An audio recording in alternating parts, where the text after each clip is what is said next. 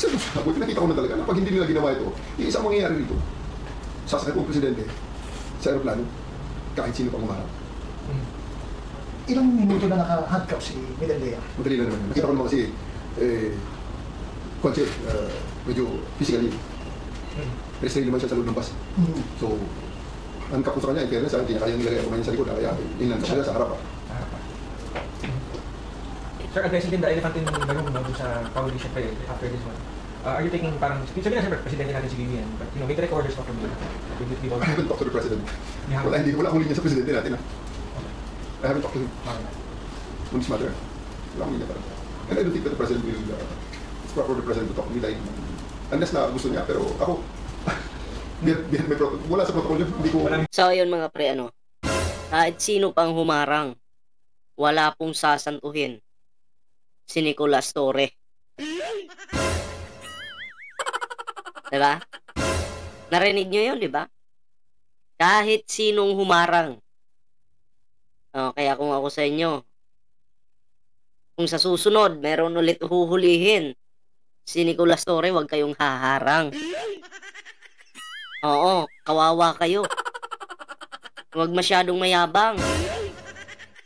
Diba?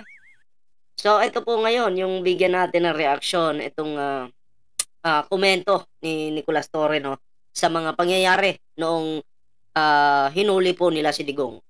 Sana mapag-usapan dito. I think mapapag-usapan din dito yung sino nga yun, yung partner ni Digong, yung asawa ni Digong. Basta yon, yung nanakit. At itong si Kitty Duterte. No, pero shout out kay Kitty Duterte. Ang mga kaibigan, may mga nilabas po, okay? Yung mga kaibigan ni Kitty Duterte na mga video na kung saan ay sabog na sabog po itong si Kitty Duterte. Diba? Di umano, itong si Kitty Duterte ay gumagamit ng ipinagbabawal na gamot. Okay? Kung totoo po yan, abay lalo pong masisira yung pangalan ng mga Duterte. Sira na nga. Madadagdagan pa, di sira. Diba? Sabagay, hindi na tayo magtaka kasi si Digong, sabi nga niya, I hate drugs daw eh. Hate daw niya yung droga. Oo. Pero kung hate mo yung droga, bakit may issue si Kitty Duterte patungkol sa mga pinagbabawal na gamot? Kasi kalat na po yan sa TikTok mga pre. Okay? Bakit may issue kung talagang hate mo yung pinagbabawal na gamot? Kasi kung totoo po yan, na si Kitty Duterte ay gumagamit, diba? Ay, mapapahiya po si Digong lalo. Hindi lang po si Digong. Buong angkan ng Duterte. I hate drugs. Tapos, gumagamit, di umano, ng pulburon, kaya sabog na sabog. Ha? Ano yun? Sabog na sabog eh. Anyway, eto, bigyan po natin ito ng reaksyon, itong interview po dito kay Nicolas Torre mga pre. At syempre, no, bago po tayo magtuloy-tuloy sa ating reaksyon, meron po tayong Facebook page po dito. Ayan, Ballpoint Man 2.0. At syempre mga pre, meron din po tayong TikTok, Ballpoint Man 2.0. Ayan na. So, eto na mga pre, no? At simulan na po natin yung reaksyon. Okay? Panoorin po natin ito. Ay! Banang naman. Ba't ikaw yung nandyan? Tanggalin nga natin yan. Kapal ni Banang, biglang lumalabas yan. I did my job within the bounds of the law. Binigay ko sa kanila ang lahat ng leeway. Kaya lang, things has to end. Everything, all the leeway was given to him. Para lang magawa ang ultimate objective, which is to just make him right away. Yun lang. Yun lang. Wala na iba. Sir, so you mentioned make him right up lane. So yung objective na pinasa sa'yo, kasi may video din sir na sinasabi mo, that's beyond my pay grade. So hindi mo talaga alam ang ruta kung saan dadalhin. Basta ang kailangan lang may pasakay siya sa plane. Alam mo, I have glimpses. Alam ko lilipad ng aeroplano, pero kung ano ang inuto sa piloto, malalaman ko ba yun? Diba? Beyond my pay grade. Basta ang motor na arrestuhin mo siya. Dapat ka natapos na dun sa 250. Pagdala ko sa 250, dapat wala na, tapos na ako dun eh. But the problem is, he needs to ride the plane. Kasi huli ko siya eh. Huli ko siya. If you want to start selling print on demand and have Ay, tama, never at heard of Kiddo, wala pong nagawa si Digong. Ako nag Si Nicolas Torre, binasahan po si Digong, okay, na patunay na merong warrant of arrest si Digong. Pero meron po akong inaantay, no? Habang nagsasalita po si Nicolas Torre, na hindi po nagawa ni Digong. Okay? Pangako po ito ni Digong noon. Okay? Nangako po si Digong na sabi niya, kapag kung sino man yung magsiserve sa akin ng warrant galing sa ICC, papipiliin ko siya. Okay? Anong sabi? Papipiliin daw. Babarilin niya o di kaya ipapakain yung papel sa nag-serve ng warrant sa kanya. Oh, bakit hindi pinakain si Sir Nicolas Torre ng ano? Papel. Oh. Diba? Oh, bakit hindi binaril? May kayabangan lang pala yun. the rights niya, I was the one who placed him under arrest. So I have to make sure that he has to be delivered to the court. To issue the warrant. Kasi yung sinasabi ng warrant, bring him to the court. Pero sir, just to be clear, alam mong nahig ka ang ano niya? Eh, hinggang ICC warrant eh. Alam mo, dali mo siya sa... Pero it's based on the Interpol. Interpol, that's the Interpol request. it's just not for you to say nung dun sa video, hindi lang talaga ikaw say pwedeng manggaling kung bagat. Tama sir? Kasi tinatanong kanila Pero sinabi ko sa kanya, eventually, di ba? Nung final namin, hindi nila nilalabas yun. Mr. President, I regret to inform you that a decision has been made that you will be brought to the Hague, to the ICC who issued the warrant. Sinabi ko sa kanya yun. Ayaw na sabihin yun. Hindi na ilalabas ng basta-basta yun. Kasi alam nila eh. Sasabihin. So if you remember the time na between sa 12 hours, saan siya? Saan mo siya sinabi? Nung patapos na? Patapos na. Talagang sabi ko, pupresahin na kita pag hindi ka pa sumunod. Eh, hindi naman pwedeng mag-argue tayo dito una-una. Kasi sinasabi ng mga abogado niya, show us this and show us that. Sinasabi ko sa kanila, sa mga abogado kayo, hindi ako judge dito. Ako lang judge dito. Gusto niyo show this, show that. Eh, di punta tayo sa korte para ibigay sa inyo ng prosecutor, yung mga hinihingi nyo, madepensahan nyo, pag-issue na ng buwes. Tama. Bobo naman talaga yung mga lawyer ni Digong eh. Ginawa pang abogado si Nicolas Torre. Pakita mo, pakita. Di ba? Wala. Halatang mga bobo. Ano to, tatapusin natin ang kaso dito sa holding center, sa holding area. Walang judge dito. That's just pure pa na yun. Pamimiluso po na yun. Kasi kung gano'n ang lahat, di pagdating ng panahon naman na Hindi lang pamimiluso po. Pambabastos pa yan. Di ba?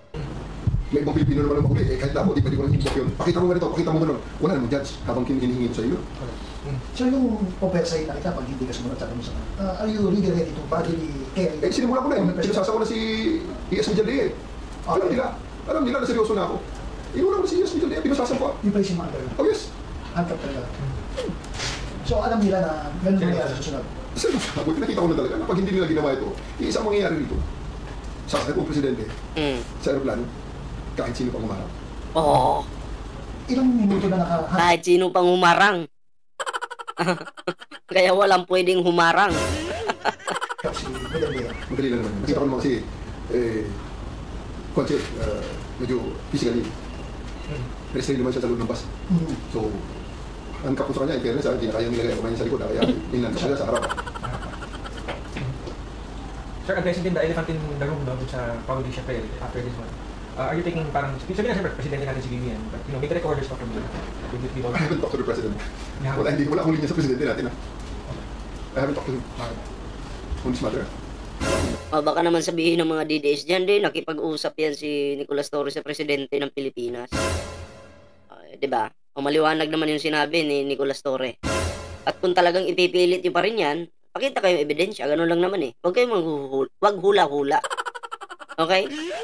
Tsaka siyempre, trabaho po yan ni Nicolas Torre. Ginagampanan niya lang yung trabaho niya. Okay? Yan, para maliwanag lang sa mga bobong DDS. I don't think that the president will proper represent of me dahil unless na gusto niya, pero ako, wala sa protocol yun, hindi ko... Walang dadaanan, sir. Hindi na sa ganun, hindi ako ganun ka-feeling yun. But sa ikaw ng ground commander, di ba? Yes. Bila mo. Ang nag-designate sa'yo, si Chief. Yes. Hello everyone, my name is Erwin. Excited ako dun sa pag-uusapan nila si Kitty Duterte eh. No? At yung nanay ni Kitty. So si Chief, lahat ng nangyari, alam niya. Of course, I have to report to my commander. Okay na, kuya. Kasi maganda yung ang sinasabi ng mga tao, yung cool ka lang nung Yeah, diba nagsabi si Presidente na hindi mo ko makadadala. Anong exact word niya? Over my dead body ba sinabi? Yung mga ganun, no? You have to kill me first. You have to kill me first. Yun ang exact word. Kasi kung sa kanya, that is not our intention, Mr. President. It's not our intention. Wala tayong ganun. Kasi naman mindset nila, pakaya lang agad ang solusyon. Hindi ah. Eh kung ano mindset nila, together with his enablers, pasensya na kayo, hindi ako pasalin. Maraming solusyon, aside from patayan. Okay? Sir, ano mo kay Sen, tulad doon sa anak yung Kitty na Ayun. Sasama. Ayun, eto na, pag-uusapan na si Kitty dito. Dito ako, hindi ko pa kasi, sa totoo lang, hindi ko pa napanood yung video, no? Oo. Sabay-sabay po nating, no? Pakinggan at panoorin. Oo. Gusto ko magbigay ng komento dito, eh. Sen, tulad doon sa anak yung Kitty na nakapagbitaw ng mga sasama. Namura ka, sir. Di ba nga, nakagano pa? Ano? Part of the job? I've seen worse. I've seen worse. Saka pa kaya kung palang balat ko, sanay na to sa mura eh. And I'm sure, sir, you understand na, of course, na magkakaroon na rin ng emotion. Of course, it's the part. Pagbigyan natin. Bata pa yung bata. Marami pa siyang maintindihan sa mundo ko rin. Nothing personal. Sayang, no? Hindi pa patulan ni Sir Nicolas Torre yung yung si Kitty. Pasalamat ka. Kitty Duterte. Hindi ka papatulan kahit minura mo yung tao. Diba? Pasalamat ka.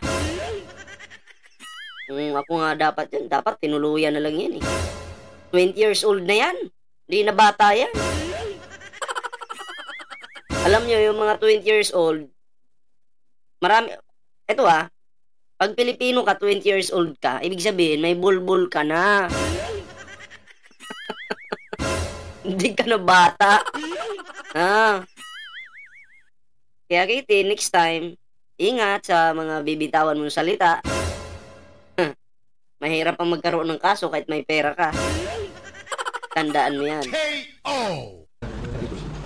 Tapos, binasahan mo ng Miranda Light si Medelley eh. Ano nangyari sir? Arrestan siya for... Ikaw ito pursue na case ayun? Arrestan siya for 1829, for obstruction of justice, no? Pero, well, option mo naman yun kung ituloy or hindi. Sa ngayon, nasa sa kanya rin yan. Gusto niya ituloy natin. Sige, tingnan natin. I have the option actually to present him for inquest noong gabi na yan. Sige, kung lang tayo. Regular filing tayo in the exigency of the situation. Kita naman lahat kung anong nangyari. Sabi niya, abogado siya ni former President Duterte. Sige, sakay ka sa aeroplano. We offered that seat up to it. We offered that seat only to him nung nag-refuse na si Hanilet na sumama sa aeroplano? Papuntang Hague. Nung mag-refuse si Hanilet, dahil sabi na wala na siyang passport daw, which I don't believe also. Wala siyang passport galing Hong Kong. So, binigyan na namin kay... Yun nga, no? Wala kang passport pero galing kang Hong Kong. Diba? Sinungaling. Former ES Medelley ang kuha. Kaya hindi rin totoo yun na we refuse na pasamahin ng kung sino ang church na India. Ang church namin ang ayaw sumama. Kasi we would have been more comfortable kung sumama si misis niya. Kasi syempre, yun ang nurse niya, yun ang makakalam na. So, nagpadala kami ng isang doktor, may dalawang nurse. Ang isang nurse doon, amin, isang nurse, yung nurse niya, yung mismo, personal nurse niya. At isang si Romy, yung kanyang pinaka-close yung bodyguard. So, si Romy, ito yung pinaka-matakat na talagang umawak sa kanya. Kasi ayaw namin hawakan si former president dahil physically ayaw namin hawakan. Kaya si Romy yung nirequest namin. So, lalo yun. So, he's a uniform. Baka pag hinawakan nyo pa, kayo pa yung masisi. Diba? Okay, ito, kaya nanghina yung tatay namin dahil hinawakan, pinuwersa. Diba? May mga, alam mo naman yung mga DDS, mga fake news yan eh. Gagawa ng kasinungalingan yan. Naku po. Buti na lang talaga. Di nyo hinawakan. Personal, na talagang trusted niya na kumawag sa kanya. Kung siya bumagsak, pinagigit. So, pinasama namin. So, may isang slot na natira. It's either ang first choice namin doon, si Hanilet. Ay sumama. So, pili ko rin isang abogado. Ano board din si ES Medelley. Kaya nga, na-delay pa yun. Okay. Kasi nga, nagpalit pa ng manifest. Nagpalit ng manifest dahil ang nakasulat sa manifest si Hanilet. Hindi ayaw lumipad ng aeroplano, ayaw lumipad ng mga piloto kung hindi tama ang manifest. Kasi nga, lisensya naman nila ang nakataya doon. Ano ko passenger yun kung nagkataon. Ang gulo, mga isang oras hindi na delay yun. Kasi sir, ano nung habang we're following the story, visit namin, lawyer, the lawyer delaying it. So yan pala ang nangyari. Change of manifest, okay. Other than that, sir, yung mga... Dalawa, tatlong beses na nag-case ng manifest. Bakit sir? Bakit na? Kasi may mga crew rin na, may mga dapat sumama rin na, magulo nung gabi na yun, nung hindi na napapansin yung subterfuge sa baba. Napakagulo. Kasi ang formality, ang hirap ang formality ng pagpalipad ng aeroplano, hindi ganun ha. Okay. Sir, ito. Hindi parang taxi na kung sumakay, hindi ang hirap na pag-pinit mo, nangyari, pagdating ng hirap, sakay ka na. Sir, Hindi So sir, itong nangyari kay former president is like magiging blueprint na to dun sa mga lalabasan pa ng warrant So, anong learning sir? And syempre, hindi naman hindi ikaw sir yung matask to do it. Para maging, maging guideline na para hindi maulit yung 12 hours, maging 11 hours.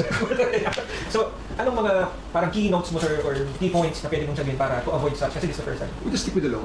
Alam nila, mga abogado mga to, ang gagaling yung mga abogado to, nag-lecturer ng mga to Isipin mo naman sa pintuan pa lang ng aeroplano, hinahanapan kami ng warrant. Where's the warrant? Will not come with you without the warrant. Sabi ko sa mga abogado doon, Chef, tagal-tagal mo ng police na nire-lecturean nyo. Tagal-tagal na ako nanonood ng mga nakikinig sa inyo habang nire-lecture kayo. Ang dami nababasa ko yan sa mga posters na ginagawa natin. Sa rights of the accused, mga poster na pinalabas mismo ng CHR, pinalabas ng mga human rights groups. Pag umaresto ka ng tao, pag inaresto ka ng police, pwedeng hindi dala ng police ang warrant mo. Pwede. Sasabihin lang ng police na kung arestado ka, may warrant ka. Nasaan ang warrant? Doon sa istasyon, halika na.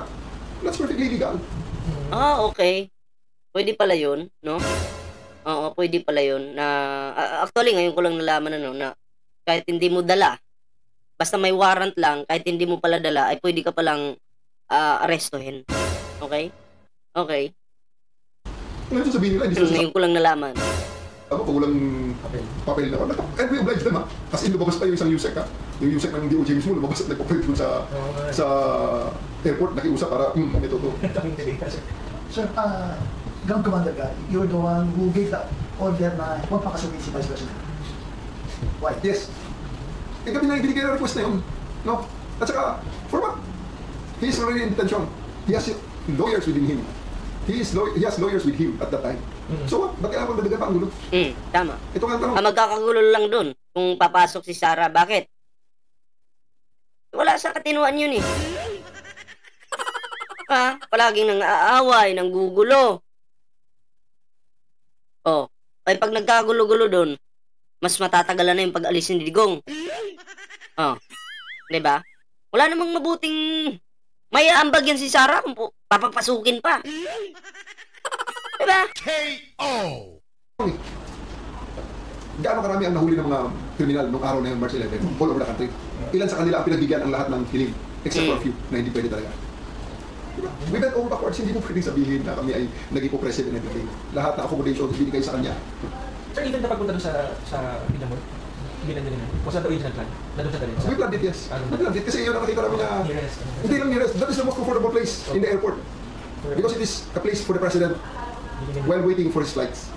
Nandun ang presidente, nakita. Ang upuan niya, upuan ng presidente, upuan ni BBM. Sana all na lang talaga. Yung upuan ni PBBM, inupuan din ni Digong. Tamo? Mahal na mahal ka ng PBBM administration, Digong. Diba? Ganun ka ka-espesyal.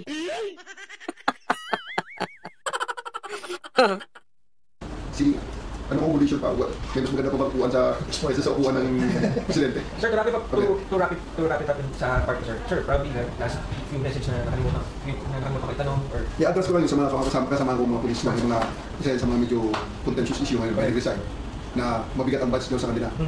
Ito sasabihin ko, polis nila ako. And very few people can say na they have more experience than me. Bakit? 54 na ako Nagsimula akong polis 20. So I'm already in this job for 34 years. Okay? Yung mga nag-resign yan, sigurado ako, mas maiksi ang kanilang pagpupulis. Okay? Sa ngayon, ako naiintindihan ko ngayon, bata pa ngayon. Marami ko silang dapat matutunan. No? At yung sinasabi na mabigat dalhin ng badge dahil sumunod sa kung kanino lang. No. We follow the law. We follow the orders. May nagsasabi dyan, I stand with PRRD. Yes. I respect your opinion. Pero you took an oath. Anong sinabi ng oath? At pinamemorize nga yan yung code of professionalism. Diba? Men who take up the profession of arms give up on their own free will and volition. They right na paraming rights ang give up namin para sa trabaho nito. What are those rights that we gave up when we took the oath as uniform personnel?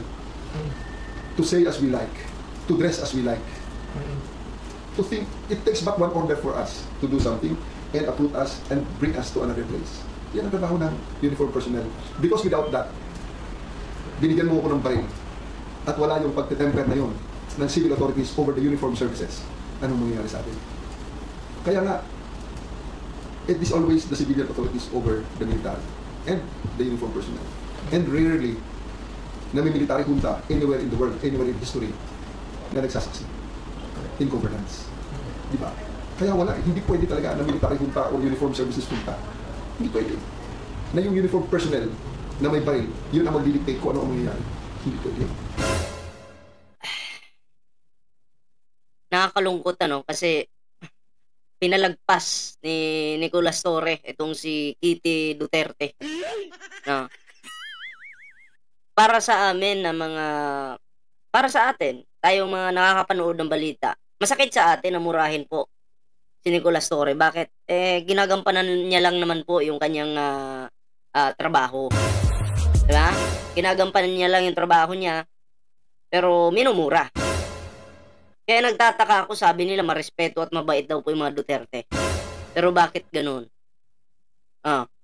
Bakit minumura itong si Nicolas Torre? Hindi naman kayo sinaktan. Diba? Pinapakiusapan pa nga kayo diba? Na please, sumama ka na, sumakay ka na sa eroplano. Paulit-ulit yung pakiusap pero matitigas yung ulo nyo. Paano nyo sasabihin, ay marespeto itong mga Duterte? Pinamukpok na nga yung partner ni Digong, may pinukpok sa ulo. Ayun, yung binlag natin kanina, kinontent natin, nagbukol po yung isang SAF. Malaki po yung bukol dito sa kanyang noo. Hindi ko alam kung ang SAF na yon DDS or maka PBBM. Okay? Pero kung DDS po yon, ano kayang nararamdaman niya? Siguro mas masakit sa kanya. Hindi masakit. Hindi masyadong masakit kung siya ay PBBM supporter, no? Pero kung DDS siya, tapos tinamaan siya sa ulo, kawawa naman po yun, no? Tinamaan siya sa ulo, ano po kayang mararamdaman niya? Okay? Yun, isipin nyo yun. At etong si Kitty Duterte, di umano, ay ito daw ay, ito si Kitty Duterte, tandaan nyo di umano, ito ay gumagamit, no? Ng pinagbabawal na gamot. Naku po. Kasi may mga kaibigan si Kitty na nilabas yung mga larawan na sabog ng sabog po itong batang ito. Kayo, sa tingin nyo, totoo kaya yun o hindi? Comment nyo naman para mabasa po natin yung inyong mga reaction dyan. Okay? So, yun lang po muna yung ating video. Excited. Hindi ko kasi napanood to kanina Excited pa naman akong bigyan ng reaction kasi akala ko tutuluyan pong kasuhan ni Nicolas Torre si Kitty Duterte. Sayang talaga. Yung excitement ko yung pagiging excited ko biglang 'di ba? Bumaba. Sayang, no?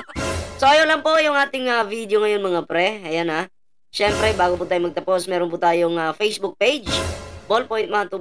Huwag niyo pong kalimutang i-follow yung ating mga social media accounts. At syempre mga pre, sa hindi pa po naka-follow or naka-subscribe sa ating YouTube channel, huwag kalimutang mag-like, share, and subscribe para naman po maging updated kayo sa mga uploads natin. Diba? So, ayun lang po muna. Kita-kits po tayo sa susunod na video.